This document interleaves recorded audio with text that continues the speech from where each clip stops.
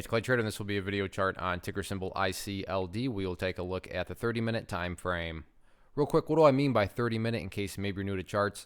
Instead of each one of these candlesticks here representing 1 day's worth of price action, which is what you would normally see, each one represents 30 minutes. So while this here may look like several days worth of time, it's actually just today's price action broken down into 30-minute time slices. I've been doing this analysis on a pretty routine basis. Did it yesterday, so that's where that red line annotation is coming from. But mainly want to focus now on, just making sure that things don't spin out of control or anything like that. Before anything else, there is a lot of perspective that goes into this, meaning if you're a day trader and you bought right there and you wanted to sell within 8.5 seconds, then yeah, for you the chart looks pretty rough. If you care about the big picture of things, the bulls are still in control. However, the chart has lost some of its attractiveness. Now, before you start throwing stones at me, there's a big difference between losing attractiveness and being totally ruined. I'm not saying things are totally ruined, but they have lost attractiveness in the sense of the price is now below that purple line.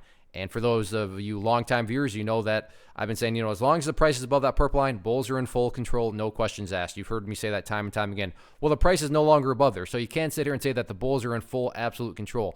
Do they still own the grand scheme of things? Yes, they're still in control of that, and that's represented by the pink line here, the 200 period simple moving average. The price is still well above that. But as far as is the chart looking as good as possible? No, it's lost some of its attractiveness because it's now below that purple line. So that's what needs to be monitored here.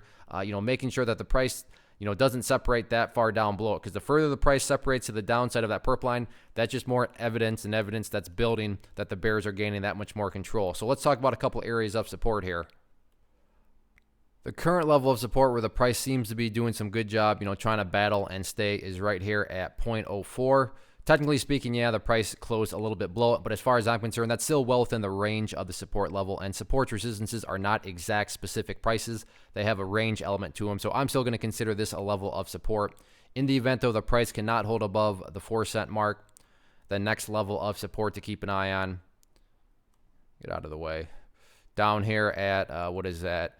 0.0315, and then after that you do have the pink line down there. But as it stands right now, don't want to get too far ahead of myself.